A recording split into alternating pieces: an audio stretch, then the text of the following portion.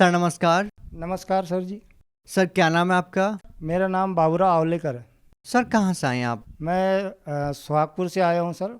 मेरा पूरा पता है बाबूराव आवलेकर, मुक्काम पोस्ट सुहागपुर, तहसील जिला बैतूल, मध्य प्रदेश। सर संत रामपाल जी महाराज से नाम दीक्षा लेने से पहले आप क्या भक्ति साधना करते थे?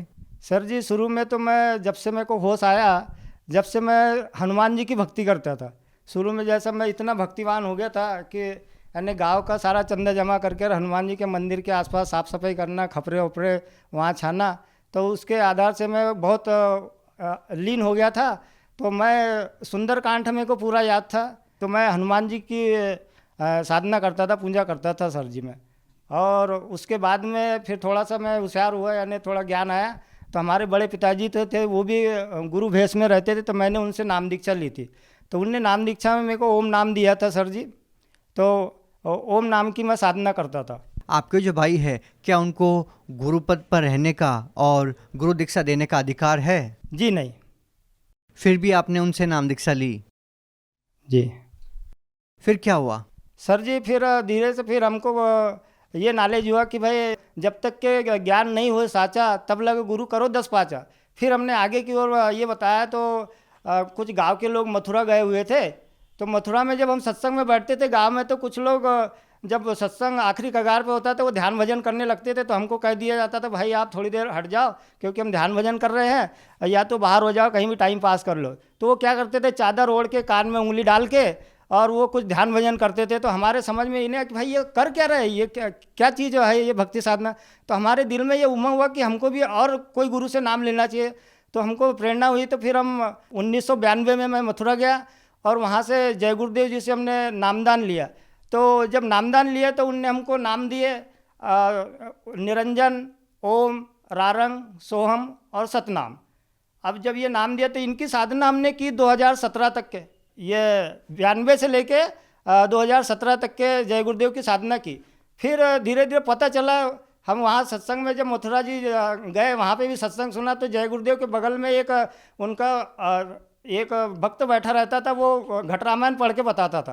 तो वो घट रामायण में लिखा था कि भाई पाँचों नाम काल के जानो, तब दानी मन शंखा मानो। और पाँचों नाम जीव जब भाका, और छठवां नाम गुप्त करी रखा। तो हमने ये शंका करी कि भाई छठवां नाम तो गुप्त है और गुरु महाराज ने हमको 5 नाम दिए, तो 5 नाम दिए तो अब छठवां नाम गुप्त है, तो वो कौन सा नाम होगा। तो हमको यहाँ पे थोड़ा डाउट होता था। तो देखा हमने, तो ये नामों के बारे में जानकारी हमको मिली कि भाई ये है। तो जब बाद में ये नाम हमको उच्चारण करने लगे, तो फिर हमको ऐसा लगा कि भाई यही सब कुछ है। सर आपने बचपन से ही बड़ी श्रद्धा के साथ, बड़ी लगन के साथ भगवान हनुमान की पूजा की और भी अन्य देव देवताओं की पूजा आप करते थे। आपने गुरु भी बनाया, जय गुरुदेव पंथ से आपने नाम दीक्षा ली। तो फिर आपको संत रामपाल जी महाराज जी से नाम दीक्षा लेने की क्या जरूरत आन पड़ी? मैं को क्या हुआ था, मैं बैतूल आ रहा था काम पर सर जी। तो रास्ते में मेरा एक्सीडेंट हो गया। मैं डायरेक्ट सीधा सीधा बताता हूँ। एक ऑटो खड़ी थी, ऑटो के सामने से कुत्ता आया, मेरी गाड़ी उस पर टकरा गई, मैं गिर गया। तो गाड़ी का कांच मेरे हाथ में गड़ गया और ये दाढ़ी में। तो 4-5 टाँके यहाँ लगे थे, 4-5 टाँके हाथ में। और ये हाथ पे ऐसा गिरा था कि जैसा बिल्कुल पूरे भारी भरकम था वो गाड़ी का पूरा लोड। तो ये एकदम सुन्न हो गया था। उसके बाद में मैं भर्ती हुआ हॉस्पिटल में, मेरा इलाज हुआ यहाँ 2-3 महीने। मैंने थेरेपी भी करवाई। तो जिन हाथ को लगा था वो तो अच्छे हो गए, पर जिसको नहीं लगा था उसको अंदरूनी चोट थी। तो वो हाथ ना ऊपर जाए और ना नीचे आए, ना पीछे जाए। मेरे को कपड़े दूसरे लोग पहना देते थे। तो मैं बैतूल से मेरे को रिफ़र किया गया कि भाई आप भोपाल जाओ। तो मैं हमीदिया गया, वहाँ भी इलाज कराया, पर वहाँ भी मेरा हाथ सीधा नहीं हुआ। उसके बाद में फिर मेरे को बताया किसी ने कि भाई आप एम्स जाओ। तो एम्स हॉस्पिटल गया मैं यहाँ पे। तो जब एम्स हॉस्पिटल में गया तो उन्होंने बोला भाई आपको MRI करवाना पड़ेगा, आपको ऐसी इतनी सारी, क्योंकि सारी फाइलें मेरे पास थी पहले के जो मैंने इलाज करा था उसके। तो उन्होंने देखा तो बोले आपकी MRI होगी। तो मैंने कहा ठीक है सर कर दो। तो बोले MRI इतने जल्दी नहीं होगी, आपको तारीख दी जाएगी 4 महीने की।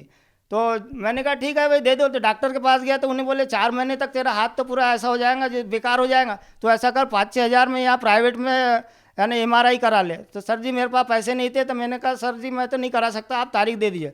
तो उन्होंने तारीख दे दी मेरे को 4 महीने की। फिर 4 महीने बाद फिर मैं एम्स गया। तब फिर मेरी MRI हुई, CT स्कैन हुआ और सोनोग्राफी हुई, 4-5 उन्होंने जांचें करके सर जी मेरे को भर्ती कर दिया। शनिवार का दिन था। अब जब मेरे को भर्ती कर दिया, मैंने विचार लगाया मेरे को भर्ती तो कर दिया, मैं तो अकेला आया यहाँ, कोई यानी कोई तैयारी से नहीं गया था कि मेरे को इलाज कराना, सिर्फ मैं जाँच क्या हुई, जाँच में क्या आता है ये देखने गया था। तो उनने सर जी मेरा हाथ तो आगे पीछे कुछ नहीं होता था, तो उनने मेरे को भर्ती कर दिया। फिर मैंने पूछा सर जी डॉक्टर साहब मैं यहाँ पे भर्ती तो हो गया पर मेरे साथ में कोई नहीं है और खर्चे वर्चे कितना लग जाएगा? तो बोले आपको कम से कम 80,000 रुपये लगेगा और फिर आपका जो दवा पानी वो अलग से लगेंगे, तो लगभग 1 लाख रुपए का खर्चे था वहाँ पे। तो मैंने कहा सर जी आप मेरे को एस्टिमेट बना के दीजिए। तो ये जो दिख रहा है ये सील है और यहाँ पे लिखा है ये एम्स का और मेरा नाम भी पता इस पर लिखा हुआ है और ये 80,000 रुपये उनने लिखा है यहाँ पे कि 80,000 रुपये लगेंगे, ये बिल दिया था। ये एम्स भोपाल का सर्टिफिकेट है? जी 80,000 तो लगते ही लगते, उसके बावजूद भी अलग से पैसा लगता दवाई का इसका उसका, तो कम से कम 1-1.5 लाख रुपए मेरे को ये गुरुजी के शरण में आने से बचे है वो। तो फिर आपको संत रामपाल जी महाराज जी के बारे में कैसे पता लगा? सर जी मैं एम्स से रेलवे स्टेशन आया और पंचवली छिंदवाड़ा में बैठा, तो जब मैं ट्रेन में बैठा तो हमारे सामने एक संत रामपाल जी महाराज का एक शिष्य बैठा था जिनका नाम गुलाबदास झरबड़े था। तो अब ऐसी चली तो ज्ञान की चर्चा, मैं भी शुरू से भजन भाव में बैठता था तो ज्ञान मेरे को था ही, तो ज्ञान की जब चर्चा चली तो वो चल रही थी ज्ञान की चर्चा, तो ऐसी बातें बातें में फिर उनने बताया गुरुजी के बारे में कि भाई ऐसे ऐसे संत पृथ्वी पर आए हैं और आपको क्या तकलीफ हुई और आप किस लिए यहाँ पे आए थे? तो मैंने कहा सर जी मेरा एक्सीडेंट हो गया था और मैं एम्स में ये इलाज करने आया था। मैंने कहा मैंने बहुत जगह इलाज किया लेकिन मेरा हाथ पीछे नहीं जा रहा, ना ऊपर जा रहा, ना सामने, यानी सुन हो गया था, हिलता नहीं था कुछ भी, कपड़े मेरे को दूसरे लोग पहना देते थे। तो बोले आप ऐसा करो आप उड़दन आश्रम जाओ और हमारे गुरुजी से संत रामपाल जी महाराज जी से नाम दीक्षा लो, तो देख लेना अगर आपको आराम हो जाए तो ट्राई कर लो एक बार। तो सर जी हमने सोचा कि भाई चलो संत रामपाल जी महाराज से नाम दीक्षा लेकर देखते, हो सकता है इनसे अपने को इलाज हो जाए या फ़ायदा हो जाए इनसे। तो इसलिए हमने फिर वहाँ पे 17/11/2017 को हमने नामदान लिया संत रामपाल जी महाराज जी से। तो सर हम आपसे ये जानना चाहेंगे कि जो आपको परेशानियां थी, जो आपको दुख दर्द थे, जो बीमारी आपको थी, क्या संत रामपाल जी महाराज से नाम दीक्षा लेने के बाद आपकी जो परेशानियां थी, आपको जो दुख दर्द थे, क्या उनमें आपको राहत मिली? क्या उनसे आपको निजात मिली? क्या उनमें आपको कोई लाभ मिला? सर जी संत रामपाल जी महाराज से नाम दीक्षा लेने के बाद उनने जो हमको नामदान दिया, उस नामदान से हमने भक्ति की और ठीक कुछ दिन बाद में मेरा हाथ ऐसा हो गया जैसा कभी कुछ पहले हुआ ही नहीं था, एकदम फ्री हो गया सर जी उनके शरण में आने का। सर जैसा कि आपने बताया कि एम्स भोपाल ने आपके हाथ ठीक करने के लिए लगभग 1 लाख की डिमांड रखी, तो हम आपसे ये जानना चाहेंगे कि संत रामपाल जी महाराज जी ने आपकी ये बीमारी कितने पैसों में ठीक की? जी सर जी यहाँ पे तो कोई पैसा नहीं लिया जाता है, यहाँ पे निःशुल्क नाम दीक्षा दी जाती है और यहाँ कोई पैसा नहीं लगता सर जी। लेकिन सर आपकी ये जो बीमारी है उसको ठीक करने के लिए कोई दवाई, कोई मेडिसिन कुछ तो किया होगा? जी सर वहाँ दवाई हॉस्पिटलों में तो अपने को ली, लेकिन संत रामपाल जी महाराज जी से जो नाम दीक्षा ली इसके बाद में ना मैंने कोई जड़ी ली, ना कोई टॉनिक पी, ना कोई दवा ली, ना कोई ऐसी लेप लगाया, कुछ भी नहीं करा सर जी, और वैसे ही मेरा हाथ बिल्कुल फ्री हो गया जैसा कभी कुछ हुआ ही नहीं था। सर लाभ जैसा मैं बीमार रहता था सर जी, तो जब हमारा एक बैग था तो हमारे परिवार में सभी लोग जैसा एक भर्ती हो गया उसके बाद में फिर वो बैग भरे ही रहने देते थे, फिर दूसरा गया, फिर आए 2-4-8 दिन गए, फिर बैग लेके फिर बैतुल गए, फिर आए, तो 8-15 दिन में हमारे एम्बुलेंस बिल्कुल बंदी रहती थी सर जी वहाँ पे। तो संत रामपाल जी महाराज जी के शरण में आने से हमको ये लाभ हुए सर जी। आप भगत समाज को क्या संदेश देना चाहते हैं? भगत समाज को सर जी मैं ये प्रार्थना कर सकता हूँ, संदेश तो नहीं दे सकता, मैं प्रार्थना कर सकता हूँ उनसे कि भाई हमको गुरु करना आवश्यक है।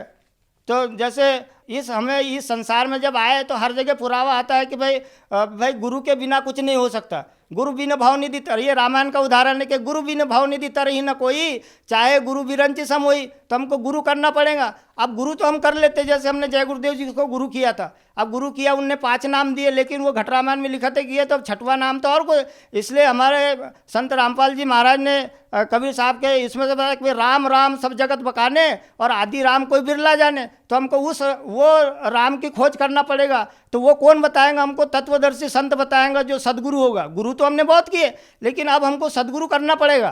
तो मैं भक्त समाज से यही प्रार्थना करना चाहता हूँ कि संत रामपाल जी महाराज जी को आप गुरु बना, पहले उनका ज्ञान सुने, पहले हमको टटोले कि जैसा एक व्यापारी होता है, जैसे चावलियों की बोरी होती है उसमें वो परखी मार के देखता है कि भाई इसमें क्या खड़ा है। तो हमने जितने भी गुरु किए आज तक के सबको टटोले कि इनने हमको क्या नामदान दिए, और उन नाम को फिर चला जो हम पैसे जेब में लेके घूम रहे हैं नकली वाले, जरा देखो तो पहले चला के वो यहाँ चल रहा है कि नहीं चल रहा है। तो हमको पहले इनकी देखना पड़ेगा कि गुरु कौन है, सदगुरु कौन है।